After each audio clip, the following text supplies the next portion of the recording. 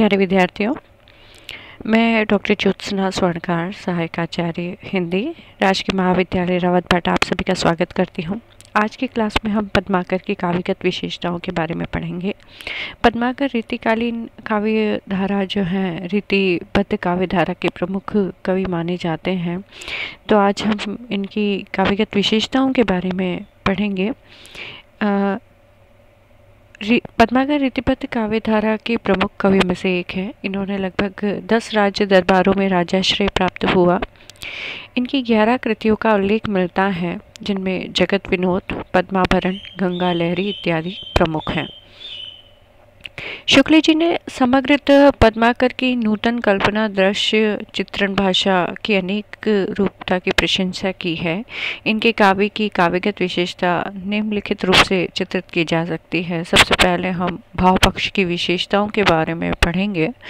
पद्माकर की कविता में मुख्य रूप से उल्लास और आनंद का वर्णन है। श्रृंगार के वर्णन में उन्मुक्तता और खुलापन है। ब्रजमंडल में फाग के दृश्य का अद्भुत वर्णन उन्होंने किया है कि फाग की भीड़ अभीरन में गही गोविंद ले गई भीतर गोरी, माई करी मन की पद्मा कर ऊपर नाई अबीर की झोरी, चीन पिताम्बर कंबर ते सुविधा दई मीड़ी कपोलन रोरी, नैन नचाए कही मुस्काए लला फिर आइयो खेलन होरी। यानी फाग के दृश्य में कैसी एक ग्वालिनी जो है बाल कृष्ण के साथ होली खेलती है, उसका बड़ा ही सुंदर चित्रण उन्होंने इस पद में किया है। इस प्रकार शीत ऋतु में सामंती दरबार का अत्यंत ही उद्दीपन परक चित्रण उनके काव्य में देखा जा सकता है कि गुलगुली गील में गलीचा है, गुनेजन है, चांदनी है, चिक है, चिरागन की माला है, कहे पद्माकर जो गजक है, गिजा है, सजी सेज है, सुराही है, सुरा है और प्यार लीन ही है, सिरिस के पाला न व्याप्ते कसाला तिन्हें, जिनके अधीन उदित मसाला है। पद्माकर के संयोग वर्णन, वियोग वर्णन अधिक व्यापक है। नायिका के विरह को कवि ने प्रकृति की उदासी और हृदयहीनता के माध्यम से भी चित्रित किया है। पावस बनाओ तो न विरह बनाओ, जो विरह बनाओ तो न पावस बनाओ। यानी कवि विरह व्यथित कवियों से प्रेरित होकर लिखते हैं कि अगर बारिश का मौसम है तो विरही के लिए ये उचित नहीं है, और जो अगर ईश्वर विरह बनाता है तो फिर उसे वर्षा का मौसम नहीं बनाना है। तो इस तरह से प्रकृति का उद्दीपन परक चित्रण उन्होंने किया है कि किस तरह से वियोग अवस्था में प्रकृति वियोग को और बढ़ाने वाली हो जाती है।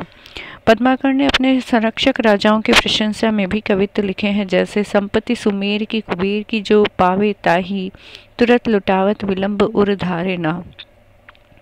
किंतु ऐसे कविताओं में भाव नजर नहीं आते, सिर्फ प्रशंसा करने, पुरस्कार पाने की इच्छा दिखाई पड़ती है।